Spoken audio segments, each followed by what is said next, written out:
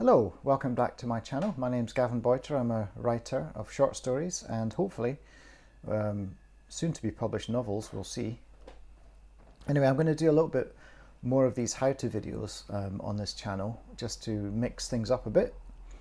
And I thought I'd talk today about developing your own unique voice, because I think this is the main thing that literary magazine editors are looking for, is writers with a unique voice, writers that immediately hook their interest, something they haven't heard before.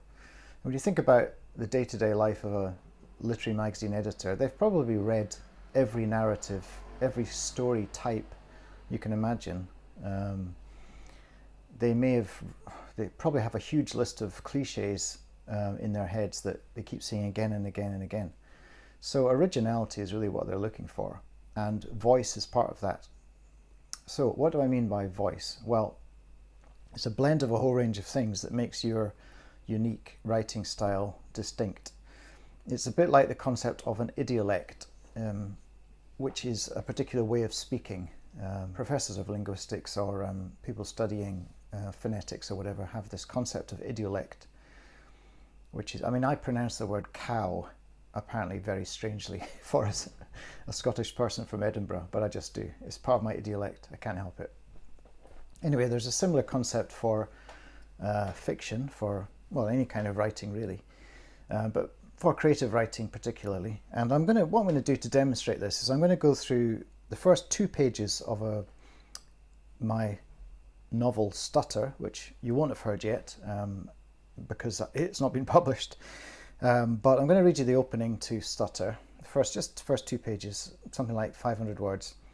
And then I'll go through some examples of what I think is my unique voice and how I've found it and how helpful it should be in getting me published. So this is the beginning of Stutter. The first chapter is called Clark Harmon. After Clark was murdered for the 7th time, the experience began to lose much of its novelty. The same electric jolts of pain, the same sickening wetness spreading across his stomach. He felt the now familiar rasp as the blade's serrated edge grazed a rib on its way out. Again he heard his heart thumping violently in his chest, but the shock factor was gone. As Clark crumpled to his knees on the metal fire escape, he felt something almost like relief. Anticipating the blade was always far worse than the pain it brought, although that was horrible too. He rested his head against the criss-cross metal, feeling its coolness as sticky blood oozed out between his fingers and through the tear in his hoodie. He heard the clatter as his killer, probably no older than 15, darted down the steps and belted across a patch of scrubby grass that separated the estate from the shopping precinct. The CCTV behind the phone shop had been inoperative for weeks. Clark's murderer would never be identified or caught. As he lay gasping out his final moments, Clark had the absurd thought that this time the kid who'd stabbed him had been wearing deck shoes rather than trainers. That was a first. How many times do you have to get stabbed before? His body seemed to make a move his brain hadn't yet consciously intended. It always took a little time for his mind to catch up with his body after each jump. Where was he this time? Ah yes, the chicken shop. His bike. Maybe he'd take a chance.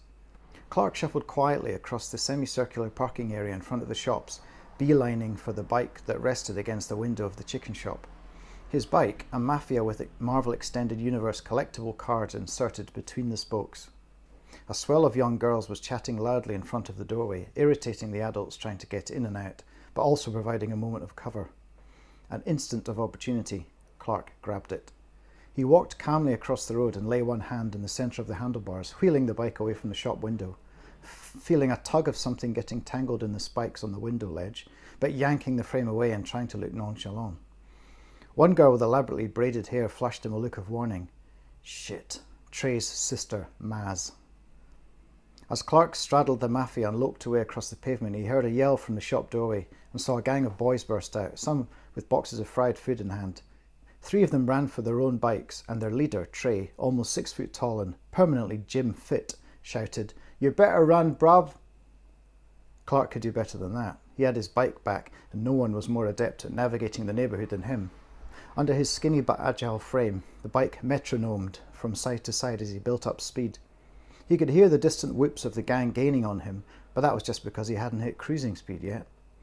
Nearly 3 weeks ago, Clark had been cornered in the underpass between the Pepys and Johnson blocks. Trey and his crew had spotted his new bike and decided to take it from him. Angry and indignant at first, Clark had seen the flash of steel in Trey's hand and pushed the Mafia in the older boy's direction, giving it enough pace to watch it crash into one of the gang leader's minions. The younger boy fronted aggression, but Trey held him back, knowing the value of being seen as a benevolent dictator. So that's the opening 2 pages of the novel. And it actually has 6, too many, protagonists, and Clark is one of them. But I wanted to start with this scene because it's obviously very, very dramatic. And so I'm just going to go through a few, probably not exclusively all the elements of a personal, writer's voice, but all the things that I think make this my own as opposed to someone else's. The first thing is tone. I've taken a bit of an ironic stance in the first line, which is perhaps an odd choice because of how serious what's happening is. I mean, this young man is running for his life. We're told in the first line that he's been murdered for the 7th time, which obviously sets up a question. But I've said, after Clark was murdered for the 7th time, the experience began to lose much of its novelty.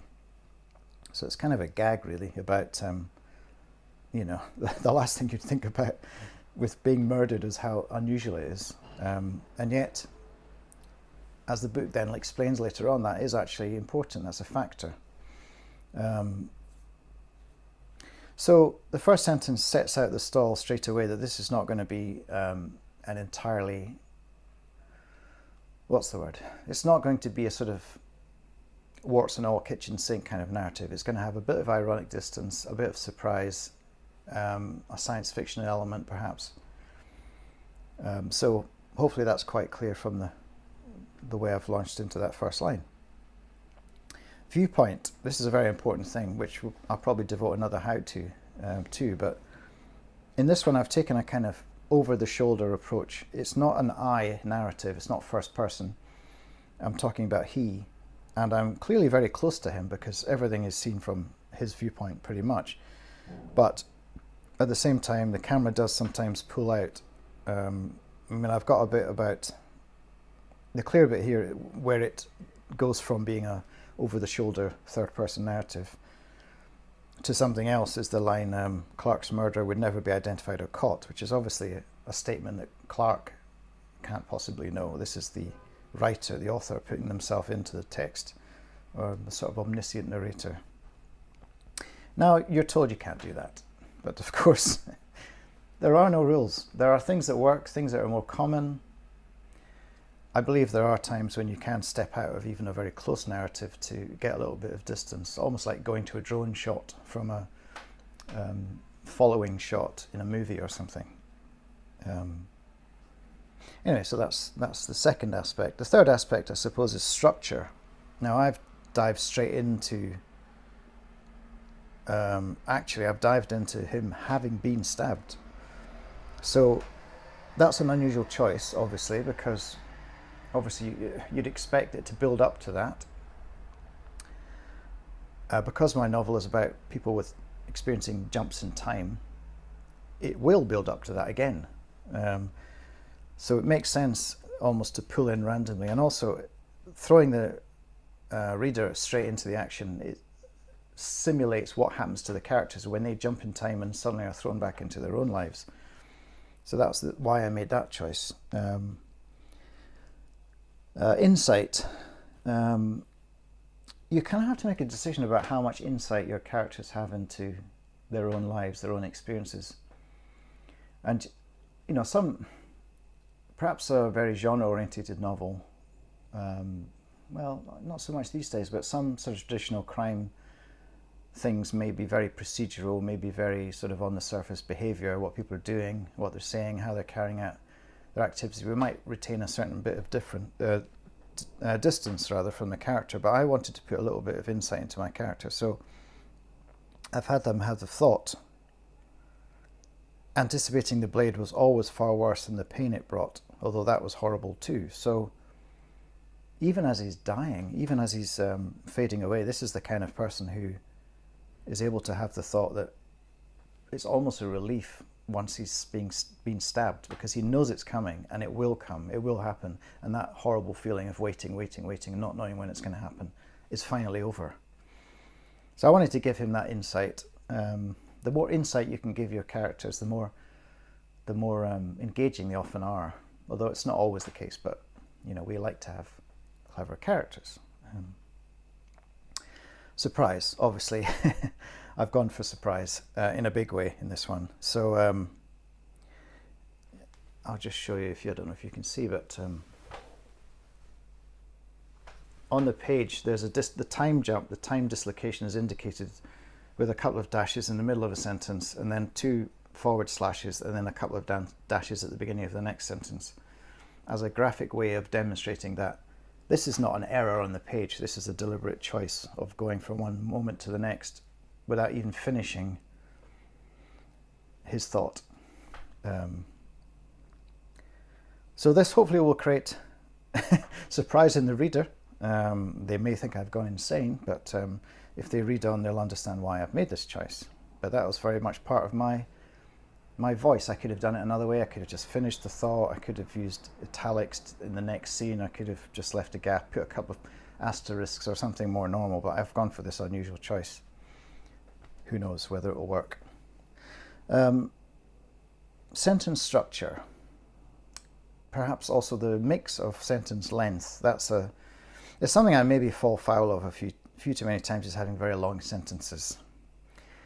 But the way I think of it is, as long as you're not having to remember the content of multiple nested clauses to understand the end of the sentence, a long run-on sentence can be fine if it's just this thing and then this thing and this thing and then this thing and then stop. Let's find an example. Well, this is moderately long. He heard the clatter as his killer, probably no older than 15, darted down the steps and belted across the patch of scrubby grass that separated the estate from the shopping precinct. So I think that is long, but I think it's pretty clear. I could have divided it into multiple sentences, but I didn't. It's not my style to do so. A good example of a writer who uses lots of run-on sentences is, what's his name? William James. Turn of the Screw. There are whole paragraph-long sentences in that. I think Dickens did it as well. It can actually be quite a fun technique if you're writing comically or satirically. But also I have to mix it up with shorter sentences. Otherwise, the repetition is just too much. So I've got, after the jump, we go into, his body seemed to make a move his brain hadn't consciously intended. It always took a little time for his mind to catch up with his body after each jump. Those are both quite long. Then I go, where was he this time? Ah yes, the chicken shop, his bike. Maybe he'd take a chance. Those are all short sentences, individual little thoughts, which he's making very quickly in the moment. And it's part of my style that I will quite happily write a sentence, his bike, which, all grammarians will tell you there's not a sentence because there is no verb. There's a pronoun and a noun, his bike. But again, there are no rules. We totally understand what that means. We understand that it's a quick flash of thought that he's having, so I was not afraid to write it. And nor should you be, if that's your style. Word choice. Yeah, I love...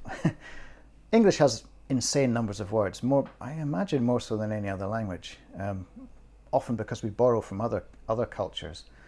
But I sometimes like to make my own words up. They are extended versions of existing words. So I'll give you a couple of examples. So I've written, under his skinny but agile frame, the bike metronomed from side to side as he built up speed. So for me, it perfectly conveys the movement of the bike. If you've ever seen anyone standing up and from a still point, trying to accelerate quickly, they'll often stand up. The bike will sort of wobble under them like this. It'll sort of wobble because they're pushing down on the pedals very hard. They're holding onto the handlebars, but they're standing up, so their thighs are not holding the seat in place, so it's moving like this. So for me, that made me think of a metronome. And I just think it's interesting and a bit fun to put that in. So it's not a word. It's underlined in red by a word spell checker, but I like it, so I will happily keep it. I will fight for it, even. I think I've done that a couple of times. I've talked about a swell of young girls, so I've sort of made up a collective noun for a gathering of young girls. And then I've talked about someone fronting aggression, which I think you understand, fronting as in sticking your chest out, puffing your chest out like a pigeon or a prize fighter. So yeah, coinages can be fun, and they can give a real flavour of the way you write, and yeah, why not? Shakespeare, I think he came out with hundreds of words in his plays and his verse. Maybe I'll pop a few on screen. All words that Shakespeare made up. Anyway, style. Well, that's quite a big one. What was I thinking when I wrote that? Yeah, I've done things that are sort of slightly unconventional. I've used a semicolon. Oh dear. Some people hate semicolons. I think they're quite useful sometimes. Yeah, an instant of opportunity, semicolon, Clark grabbed it. Now, why didn't I just do that as 2 sentences? Because the second clause is very much linked to the first. It's very much, one is the cause of the other. I could use a colon, I suppose, but semicolon sort of worked for me because they're totally different sentences, but they are very much linked. It just felt right. Now, maybe an editor will say, I don't like semicolons, take it out, but it's part of my style to occasionally fling one in. Call it an affectation, I don't know. I like it. And lastly, subject matter, obviously. If you're writing about something unusual or writing about an unusual thought or a very unusual scene, you're very likely to capture an editor's imagination straight off, especially at the beginning of a piece. So hopefully someone being multiply murdered and then flashing back in time is sufficiently unusual. Also, it mixes 2 genres that wouldn't normally sit together, which is a kind of urban realism. There is, unfortunately, in London, a lot of knife crime, county lines, violence, that sort of thing. And now this kid is not really part of that. He's not in a gang, but he's unfortunately victimized by people who are. And it's in the science fiction genre, so time travel does play a part significantly in the book. So hopefully that mix of subject matter will catch the eye and imagination of an editor. So that's my sort of rundown of what makes my style, I think. You may have other things to point out. So I'm happy to receive feedback. Please leave some comments if you found this useful. Maybe I'll link to another how-to video, or perhaps even one of my shorts that exemplifies some of the points I've just made. One of my stories, rather. Yeah, hope you enjoyed that. I'll be back with another thought, another story very soon. Bye-bye.